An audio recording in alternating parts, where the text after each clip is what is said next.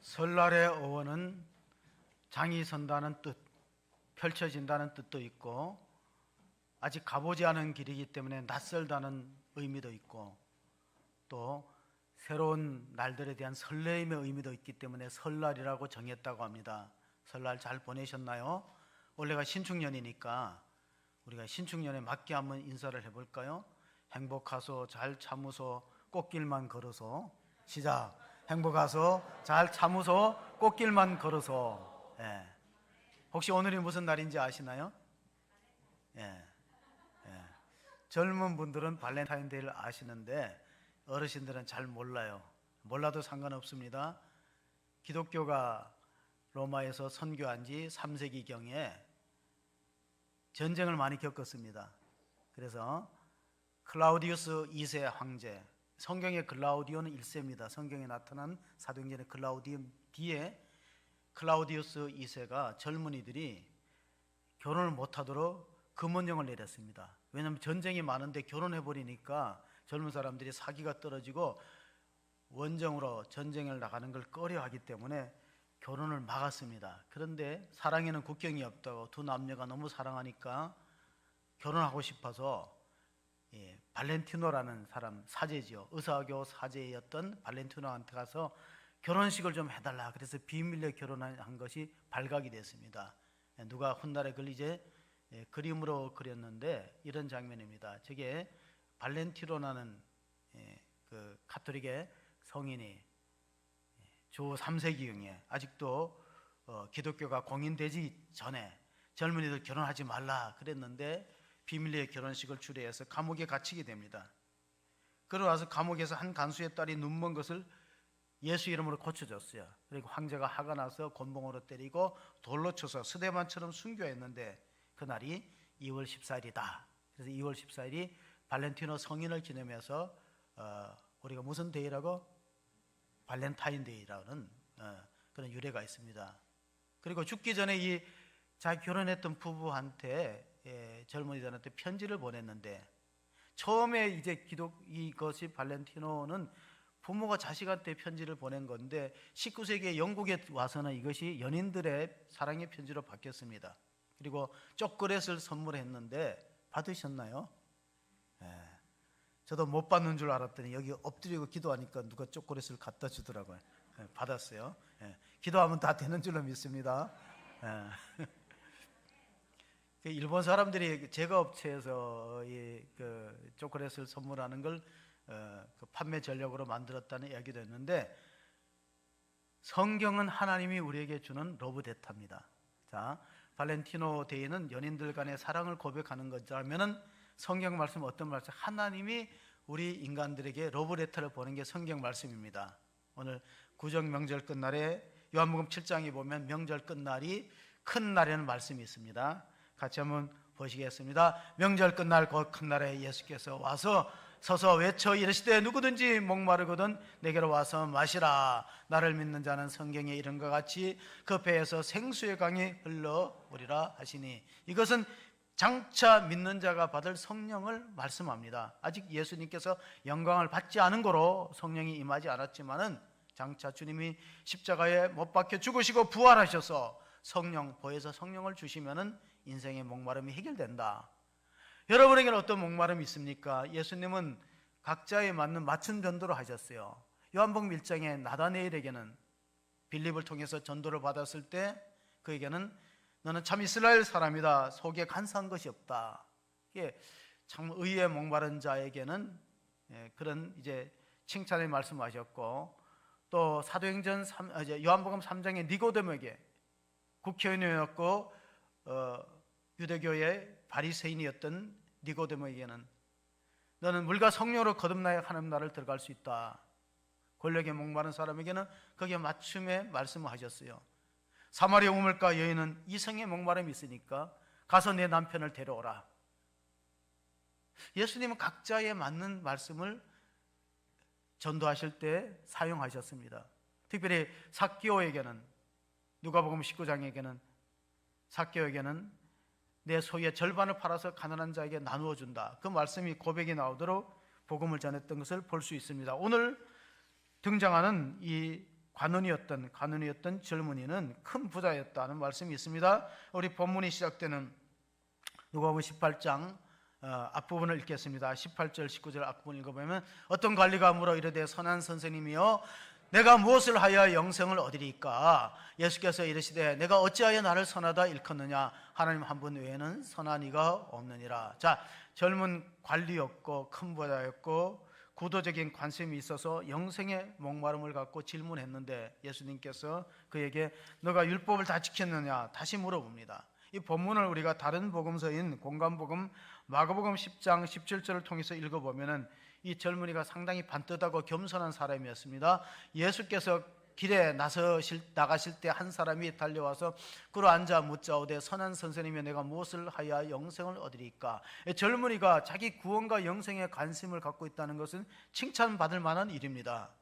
젊은이들은 현세의 문제에 관심이 많지 자기가 죽어서 천국 가고 영생 얻는 데에는 별로 관심이 없는데 이 젊은 관리는 거기에 관심을 가졌습니다. 그랬더니 예수님께서 너가 율법을 잘 지켰느냐 말할 때 자기는 율법을 다 지켰다는 내용으로 말씀했습니다. 20절에 보면은 살인하지 말고 간음하지 말고 도둑질하지 말고 거짓 증거하지 말고 부모를 공경하는 다 지켰다는 겁니다. 그런데 빠진 부분이 있어요. 그게 뭐냐? 십계명에서 하나님에 관한 것은 빠져 있습니다. 십계명에서 우리가 두 가지로 나누어 보면은 1계명에서 4계명까지는 하나님에 대한 대신 계명입니다. 나머지 5계명에서 10계명까지는 대인 계명, 사람에 대한 내 부모를 공경하라, 살인하지 말라, 간음하지 말라, 도둑질하지 말라, 거짓 증거하지 말라, 내 이웃의 것을 탐내지 말라. 이건 사람에 대한 계명이거든요. 이 젊은이는 사람에 대한 계명을 잘 지켰는데 하나님과의 관계, 거기에 대해서는 주님이 질문을 던졌어요. 너가 가지고 있는 소유를 팔아서 가난한 자에게 나누어 주고 나를 따르라. 이건 하나님과의 관계에 대해서 바로 설정하고 그 관계가 사람과의 관계보다 더 우선된다는 사실을 말씀해 주고 있습니다. 그래서 우리 본문이 시작되는 22절 23절을 같이 읽어봅니다. 예수께서 이 말을 들으시고 이르시되 내게 아직 한 가지 부족한 것이 있으니 내게 있는 것을 다 팔아 가난한 자들에게 나눠주라. 그리하면 하늘에서 내게 보화가 있으리라 하고 그리고 와서 나를 따르라 하시니 그 사람이 큰 부자이므로 이 말씀을 듣고 심히 근심하더라. 자, 이 젊은 간원에게 가장 큰 약점은 뭐냐면 물질에 대한 집착이 강했습니다. 근데 그걸 팔아서 예수님 따르기에는 결정 못하고 근심하고 결국 돌아갔기 때문에 이름이 없습니다. 여러분, 만약에 이 사람이 예수님의 분부한 대로 실행했다면 이름이 나왔을 거예요. 그 이름이 하나님의 생명책에 기록되지 못했기 때문에 근심했지만은 결국 물질의 산을 극복하지 못해 거기에 걸려 넘어져서 영생에 이르지 못했다는 것은 참으로 안타깝기 그지없습니다. 누가복음 16장 19절에도 한 부자가 있어 자색 옷을 입고 고운 베옷을 입고 날마다 호화로 연락했다는 그런 부자와 나사로 이야기가 있습니다. 거지. 그런데 나사로는 이름이 있고 부자는 이름이 없어요. 우리 옛말에 호사유피 인사유명이라는 말이 있습니다. 호랑이는 죽어서 가죽을 남기고 사람은 죽어서 이름을 남긴다. 그런데 성경에 이름 없이 그냥 한 사람 한 부자로 나온 사람들이 많이 있어요. 그 사람들의 구원은 불투명한 것입니다. 왜? 그는 예수님의 가르침이 마음에 걸렸던 것입니다. 오늘 우리에게는 어떤 목마름이 있습니까? 진리의 목마름 보다가 많은 사람들이 물질에 대한 목마름을 갖고 있는데 사도 바울이 첫 번째 마게도니아의 첫 성인 빌립보 성에 들어가서 교회를 개척할 때 만났던 여성이 루디아라는 이름을 갖고 있습니다. 그는 직업이 자주 옷감 장사라는데 우리가 한번 그 사도행전 16장 14절을 보면 처음에 유럽에 첫 번째 세워진 빌립보 교회가 이 루디아를 통해서 시작되었습니다. 두아디라시아에 있는 자색 옷감 장소로서 하나님을 섬기는 루디아라는 한 여자가 말을 듣고 있을 때 주께서 그의 마음을 열어 바울의 말을 따르게 하신지라. 성령의 감동으로 바울의 말이 믿어지고 따랐던 이 루디아는 유럽의 첫 번째 세워진 빌립보 교회의 개척 멤버가 되었지만은 이 부자 청년은 결국은 예수님의 제자가 되는 영광을 누리지 못했습니다. 그 당시에는 2000년 전, 3000년 전에는 자색 옷을 입을 수 있는 사람 왕과 귀족과 제사장들, 부자들입니다. 그래서 누가복음 16장에 한 부자가 자색 옷을 입고 그리고 또 자색 옷을 입었다는 본문들이 많이 나오는데 최근에 최근에 고고학계에서 다윗 시대의 그 자색 옷감을 발견되었습니다. 구리강산이 있었던 팀나 계곡에서 발견되었던 그 당시 3,000년 전에 직조되었던 자색 옷감은 천년 제조로 만들어졌어요. 저 보라색깔 나는 것이 자색 옷인데 이쪽에는 이제 무명으로 된 것을 이렇게 색감을 들이는데 3,000년 전 다윗 시대에 만들어진 것으로 추정되었습니다. 방사선 동위 원소를 쬐어 보니까 그 당시에 다윗 시대에 귀족들이 저런 물감을 천년 재료로 물감을 들여서 옷을 입었구나. 그래서 이게 3,000년 전의 것들이 발견되었고 그 당시에 그것은 아주 고가의 상품이었기 때문에 부자였다는 것입니다. 오늘 부자가 왜 천국에 가기가 힘들었냐면 물질을 소유했기 때문에 아니라는 거예요. 반대로 물질이 그 사람을 지배했기 때문에 그는 결국은 영생의 관문에서 걸러 넘어지고 말았습니다. 우리가 교회 역사를 보면 중세기 때 이탈리아 아시지의 성 프란세스를 우리가 떠올리게 됩니다. 그의 아버지는 포목상을 해갖고 큰 부자였습니다. 그래서 자식들한테 막대한 유산을 물려줄 수 있는데 그 성 프란시스코는 수도원 운동을 해서 청빈과 순결과 복종 3대 표입니다. 그래서 결국은 가난과 고난을 정말로 자기는 가난과 고난과 결혼했다 할 만큼 상속권을 포기하고 그것을 오히려 가난한 사람들에게 주고 기도 생활에 힘썼습니다. 성 프란시스가 평화의 기도라는 유명한 기도를 남기기도 했지만 그는 깊은 산에 들어가서 주님과 교통하고 기도할 때 사랑하는 여호와 하나님, 주는 누구시며 또 이 벌레 같은 나는 누구입니까? 내가 나의 생애 2가지 기도가 응답되기를 원합니다. 하나는 주님의 고난을 체험하는 것이고 또 고난을 이길 수 있는 넉넉한 사랑을 경험하는 것입니다. 그가 기도하던 중에 한 번은 자기 손과 발에 상처가 생겨 피가 흘리고 옆구리에 창자국이 생겨서 그걸 성문이라고 부릅니다. 스티그마. 예수님의 창자국을 그가 몸소 체험하면서 까무러치기도 했다는 거예요. 그 고통 속에서 까무러치고 끼어서 그가 죽기 전에 찬송시를 하나 썼는데 여러분 찬송가 가운데 69장이 있습니다. 1절에 보면은 온 천하 만물 우러러 다 주를 찬양하여라. 그건 성 프란시스가 작시한 노래입니다.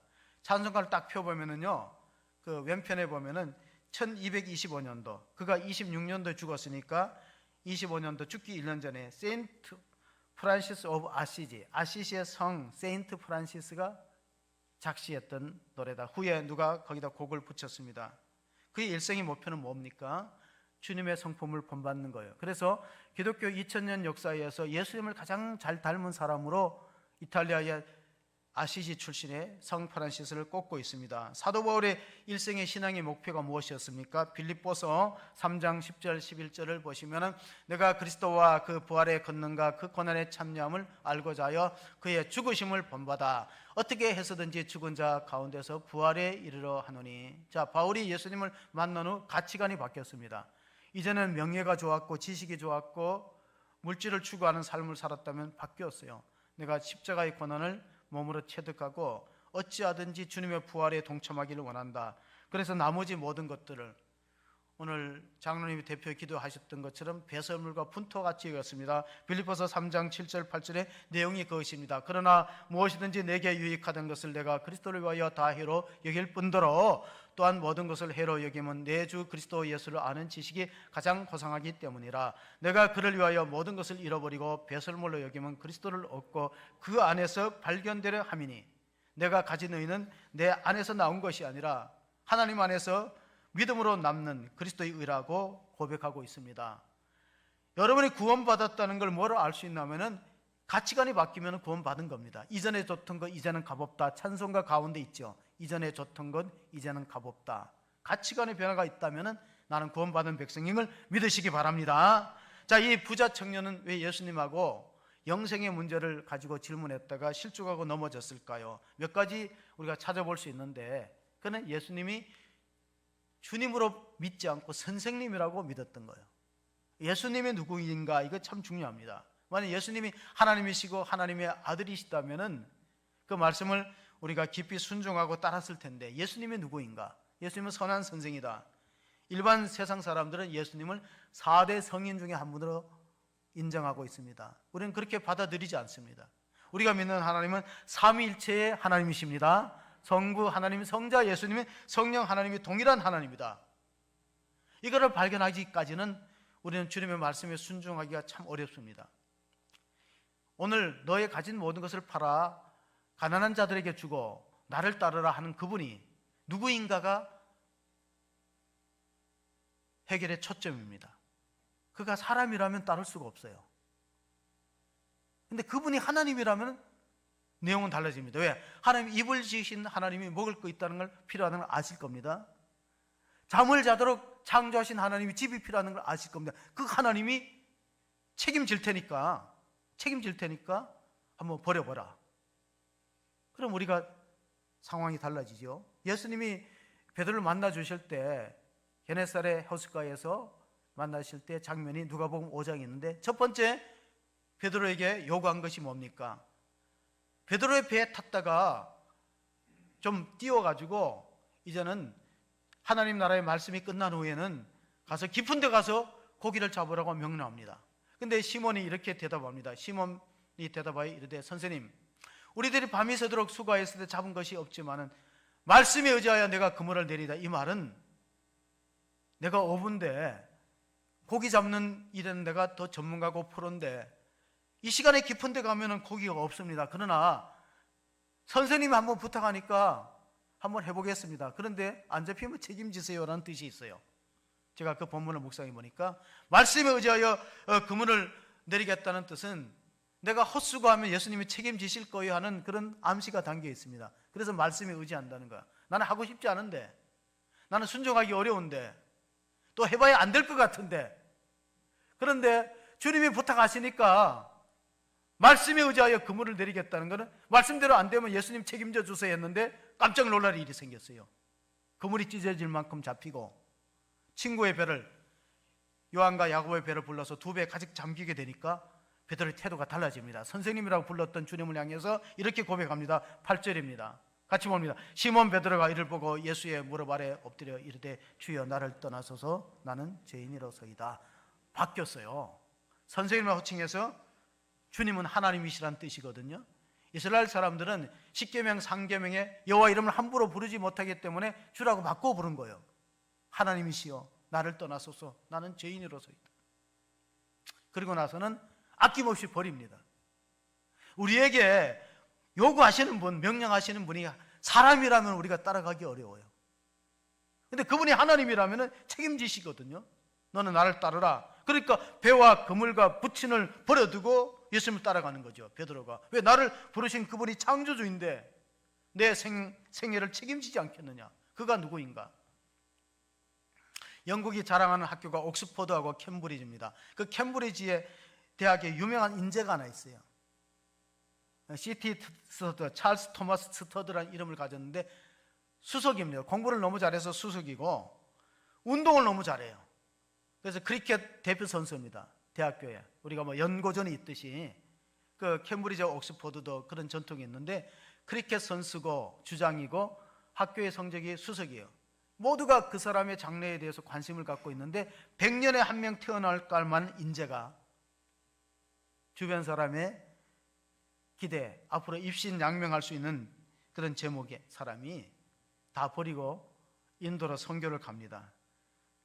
아버지 유언에 따라 아버지가 D.L. 무디의 부흥 집회에 참여했던 은혜 받고 예수님을 구주로 영접하고 아버지의 재산이 선교 사업에 많이 헌신되었습니다. 그리고 그 리퍼블, 영국의 리퍼블에서 광고를 봤는데 식인종들도 선교사를 기다린다. 그 짤막한 문장을 보면서 인도 선교를 접고 아프리카를 갑니다. 그때 아프리카는 식인종이 있어서 가기를 두려워해요. 근데 문구가 뭡니까? 식인종들도 선교사를 기다린다. 그 마을에 자기를 부르는 부르심으로 알고 아프리카 콩고에 가서 일생을 사역했습니다. 그가 이제 죽었을 때 많은 사람들이 그의 장례식에 참여했는데 인생은 한 번뿐, 그것은 지나가는 것이다. 그러나 그리스도를 위해서 사는 삶은 영원할 것이다. 그가 남긴 어록 가운데 WEC 국제 선교의 슬로건이 된 어록이 있습니다. 한번 보시면은 C.T. 스터드가 한 말입니다.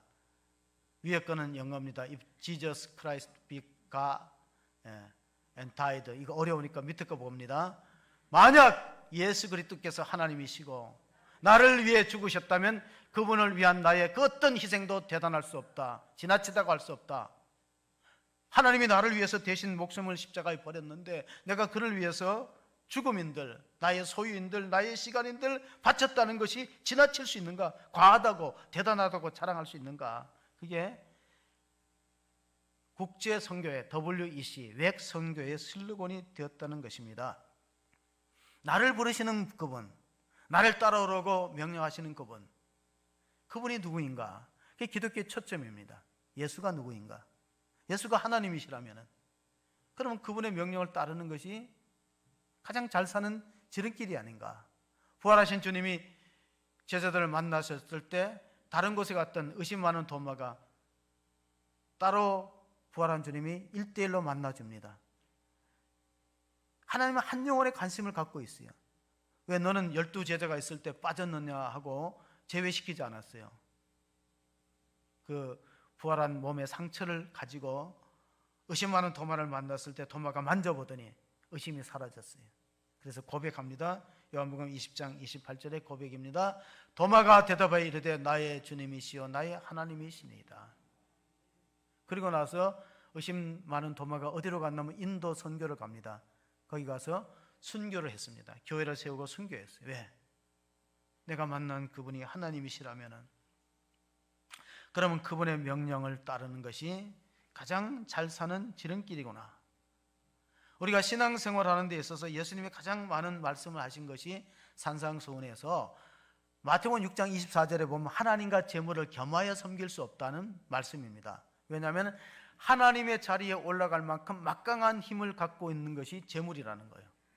그래서 두 가지를 함께 섬길 수 없는데 이 부자 가난 청년은 거기에 딱 걸려 통과를 못한 것입니다. 마지막 관문을 통과하지 못했던 것입니다. 예수님이 마태복음 6장 20절 21절에 이런 말씀을 했습니다. 오직 너희를 위하여 보물을 하늘에 쌓아두라. 거기는 좀이나 동록이 해하지 못하며 도둑이 구멍을 뚫지도 못하고 도둑질도 못하느니라. 내 보물이 있는 그곳에 내 마음도 있느니라. 아멘. 어떻게 보면은 이 부자가 그 자신의 재산을 다 팔았다고 해서 그것이 구원의 조건은 되지 않습니다. 그러나 우리가 물질을 대하는 태도가 그 사람의 영성을 측정하는데 중요한 지침이 되고 있습니다. 그래서 내 보물이 있는 곳에 내 마음도 있다는 겁니다. 여러분 잊어서는 안 됩니다. 사람은 자기가 가장 중요하게 여기는 것을 드릴 수 있느냐에 따라서 주님은 그 중심을 보기 때문에 우리가 황금 골드라는 영어 단어를 보면 거기에 L을 로스 시켜보세요. 로스는 잃어버린다.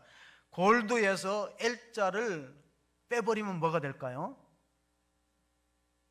영어랑 전혀 담을 쌓고 사세요? 골드에서 L을 빼면 뭐가 되죠? 하나님이 되는 거예요. 로스 시키면. 그래서 만모니즘의 위험성이 뭐냐? 하나님만큼 막강한 힘을 갖고 있는 그것이 만모니즘, 물질의 신이라는 겁니다. 최근에 젊은이들한테 물어보니까 92%가 우리 사회의 가장 중요한 가치가 돈이라는 그런 설문조사가 나왔어요. 92%의 청년들이. 그래서 부모로부터 많은 유리한 조건을 물려받는 청년을 금수저라 그리고 부모로부터 또 받을 것도 없고 그런 사람들을 흙수저라. 그리고 자기 비하를 시키는 모습을 보면서 참으로 안타깝습니다. 그리고 78%의 젊은이가 우리 부모 세대의 은퇴한 후의 삶보다 우리가 앞으로 은퇴한 후의 삶이 더 못하다고 여긴다는 것이 78%예요. 왜냐하면 국가 부채가 심해지잖아요. 앞으로. 그러니까 우리 부모님이 은퇴하고 사는 것만큼 우리는 나이 많아서 늙으면 그만큼 못 산다는 부정적인 인식이 젊은들한테 있는 거예요. 그걸 우리가 바꾸어줘야 되고 그들을 어떻게 하든지 우리가 그런 좋은 세상을 만들어 가야 되는데 그러기 위해서는 최근에 보면은 기쁜 소식이 하나 있어요. 그게 뭐냐면은 카카오의 회장이었던 김범수 회장이요. 자기 재산의 절반을 사표처럼 사회 환원하기로 했어요. 뉴스를 보셨으면 알죠. 그런데 그가 자기 재산의 절반을 사회 환원하기로 했던 액수가 얼마입니까? 5조라고 아시잖아요. 그 모르는 분은 관심이 없는 분이죠. 5조면은 천문학적인 숫자예요. 그래서 자선단체에 위탁하지 않기로 했어요. 자선단체의 위탁에 보면은 자기가 원하는 목적대로 안 쓸 수 있기 때문에 이 5조 사회에 환원하는 것을 젊은이들의 비전과 꿈을 성취하는데 자기네들이 지원하겠다는 거예요. 근데 이분이 1966년생입니다. 나이도 많지 않아요. 시골에서 상경해서 아버지가 막노동하고 엄마가 식당 일했는데 5명의 형제 중에서 대학을 갈 수 있는 사람이 1명밖에 없어요. 그것도 아버지가 한의대에 가라는데, 한의대에 가야 돈을 벌거든.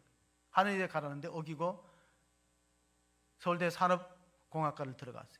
삼성에 들어갔다가 이제 자기 사업을 했는데, 이분이 성격이 좀 특이하대요. 그래서 도통 화를 낼 줄 몰라갖고 상담을 받았대요. 화를 내야 되더니 화가 나야 되는데 자기는 화가 안 난다는 거예요. 화가 안 나갖고 상담소를 만났다는 거예요. 나는 좀 성격이 이상한 성격인지 도무지 화가 안 난대. 근데 뭐 사기도 당하고 돈도 떼고 그래도 항상 한마디만 하고 끝났대요. 뭐 그럴 만한 이유가 있었겠지. 한마디 화를 안 내, 화를 안 내. 그럴 만한 이유가 있어요. 근데 저도 그 정도 있으면 화 안 낼 것 같아요. 여러분 한 10조쯤 있는데 화낼 일이 뭐가 있겠어요. 뭐 특이한 성격이 아니라, 물론 뭐 평소부터 화를 안 내는 성격인지 모르지만 하여튼 대단한 사람이에요. 그는 자기가 꿈꾸는 세상은 우리가 살았던 세상보다 더 나은 세상을 위해서 얼마나 기여합니까? 참 나이가 많지 않은 그분의 김범수 회장이 행복에 관한 책만 100권을 읽었대요. 행복에 관한 책. 얼만큼 사람들이 행복하게 살 수 있을까? 근데 행복에 관한 가장 중요한 지침이 어디에 있나?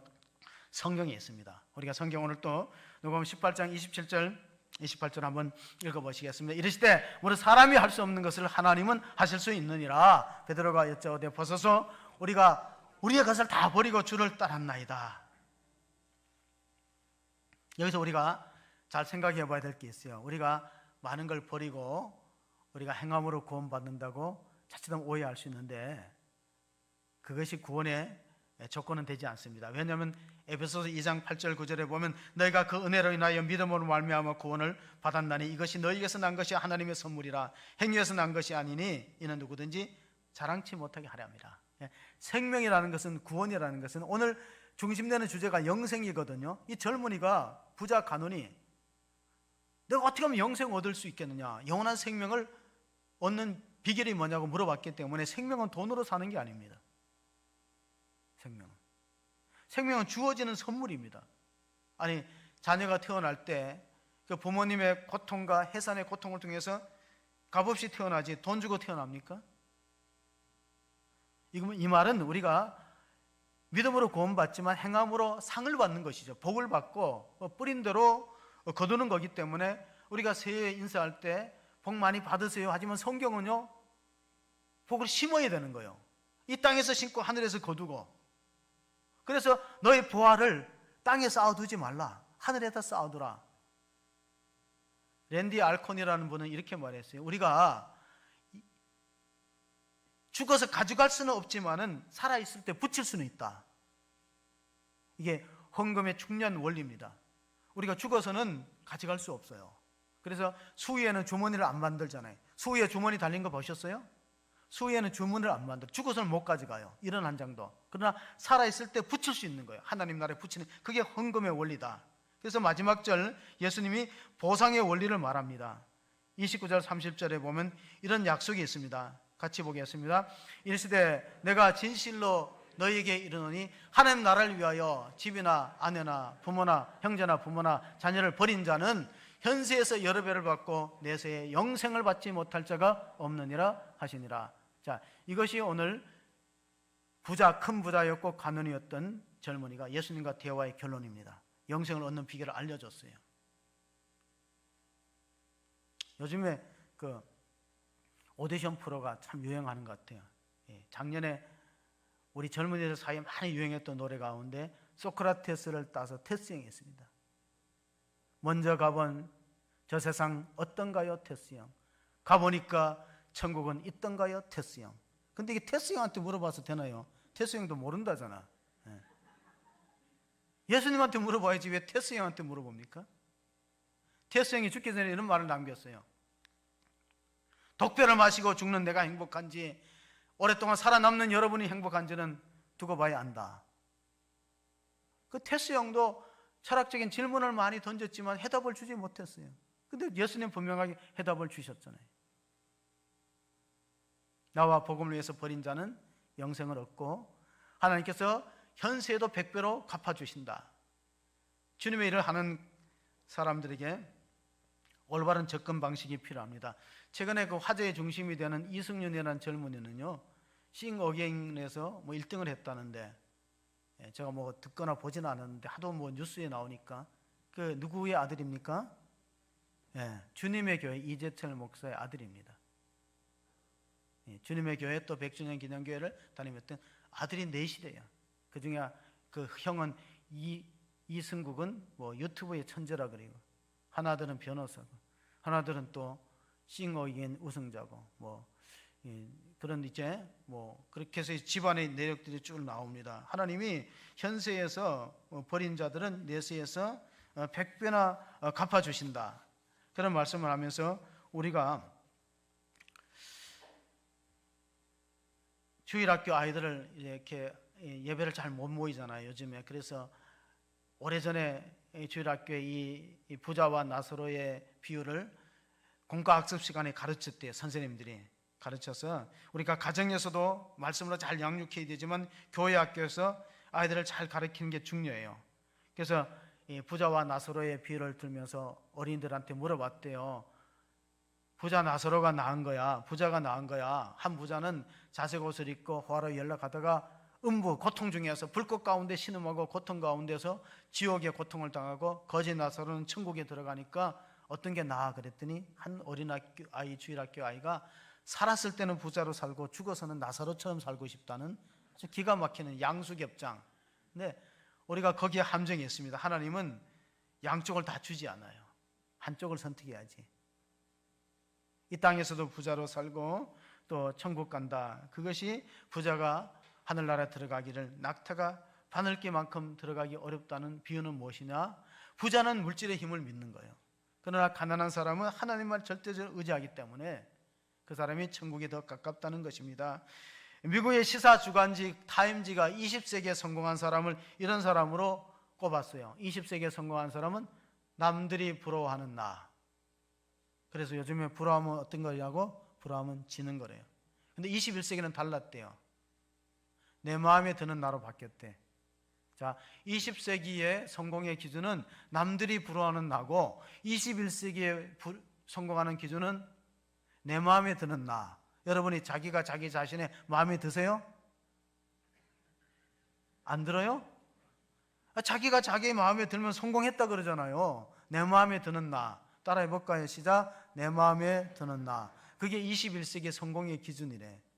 근데 왜 자기도 자기 마음에 안 들면은 다른 사람 마음에 들 수 있나? 근데 성경의 기준은 달라요. 중요한 것은 성경의 기준이 아닙니까? 사도행전 13장 22절에 보면은 어떤 사람이 하나님 입장에서 성공한 사람이니까, 하나님의 관점에서 성공한 사람은 하나님의 마음에 드는 사람, 하나님 마음에 드는 사람. 이제는 이렇게 바꾸어서 자기 자신을 우리가 한번 불러봅시다. 하나님 마음에 드는 나, 하나님의 마음에 드는 나, 하나님의 마음에 드는 나. 그게 성경적 관점에서 성공이에요. 하나님 마음에 드는 나.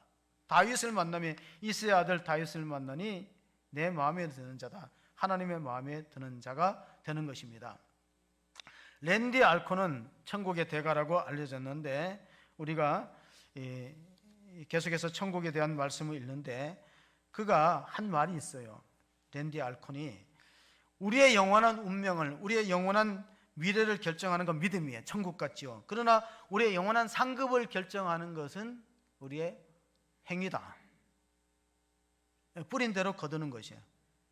그런데 우리는 뿌리지 않고 많은 걸 거두려고 하기 때문에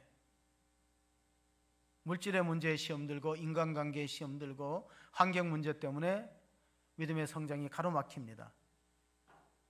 영국 런던 신문사에서 돈에 대한 정의를 내리면서 돈이 무엇이냐를 가장 정확하게 정의를 내리는 사람에게 1,000파운드의 상금을 걸어놓고 공모를 했는데, 경제인이나 실업인이나 이런 사람이 1등 당첨은 되지 않았어요. 신문배다라는 소년이 1등 당첨이 됐어요. 돈에 대한 정의가 신문배다라는 소년이 이렇게 적었어요. 돈은 천국 빼고는 어디든지 갈 수 있는 티켓이다. 돈은 행복 빼놓고는 모든 것을 줄 수 있는 공급자다.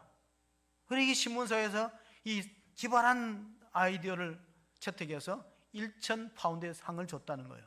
왜?